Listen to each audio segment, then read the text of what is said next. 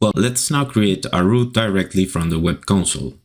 So for this, I'm going to use this service that we have already created in the previous section about Apache.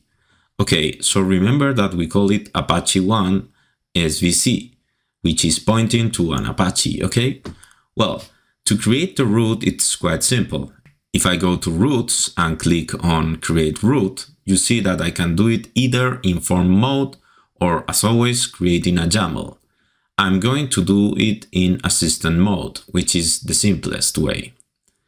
Well, here I'm going to put the name of the root. For example, I am going to put Apache 1 root. I'm going to leave the host name empty so that it generates the name automatically. Here you have to take into account what I've told you before. The name we use to access this resource within Openshift has to be somewhere in some DNS, so clients can't find it.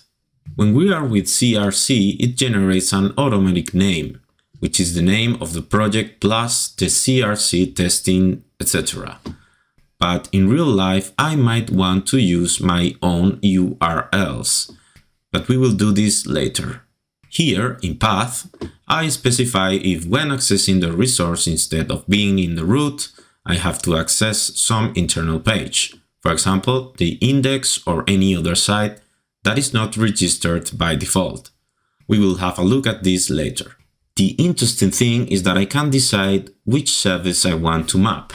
As you can see, I get all the services I have registered, so I select this one that I want to work with, Apache 1 SVC, and the target path will appear automatically because that's how I already have it defined as service. Well, we see that I can ensure it, so instead of working with HTTP, the roots will work in safe mode. But for now, I'm going to click create here, and it automatically creates the resource for me. Note that in the details of the root, we can see the URL it has assigned.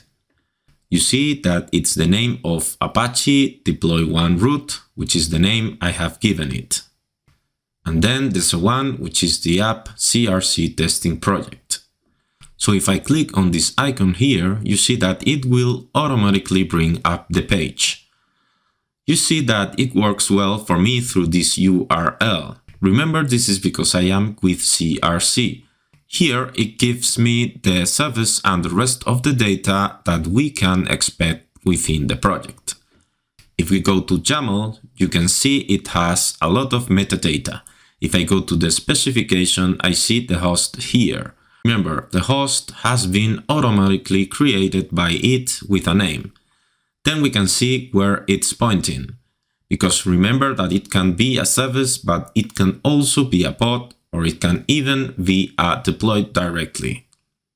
We can see the name and we can see the weight that this resource has, which is 100% because it's alone.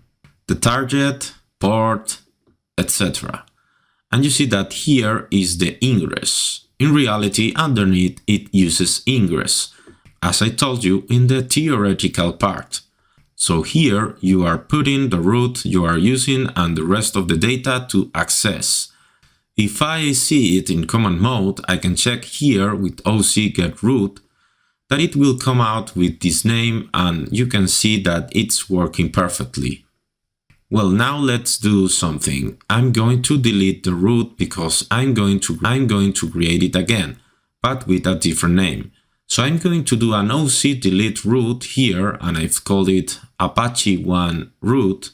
Okay, I will delete it. It's already deleted. I'm going to go back to web mode here. Now, if I go outside and come back in, I no longer have it. If I want to create a root here, I put the name here. There is no mystery to this, but I can put a URL that I'm pointing to. For example, www.apasofttest.com, and the slash is where the object is actually pointing to right now. We cannot change this unless the path exists. That is, for example, if I put here /example, there has to be a page called example that we can reach. So you see that here I have used this name. I click select service here, select the port. This does not change. I click create. This won't work because it doesn't know what the URL is. It gives me an error. Then what I have to do? I have to be in some DNS to configure this nomenclature pointing to Openshift. So to do this test, which is quite simple, I am going to open a terminal and I'm going to modify the etc host file, which is a very silly test, but in real life we would have to put a DNS, but here we can do this. I'm going to the directory etc, and here I'm going to go and modify the host. You see that by default, when I am with CRC, it puts all the corresponding URLs to the IP address that the CRC had. Well, and here the only thing we would have to do could be to put something similar.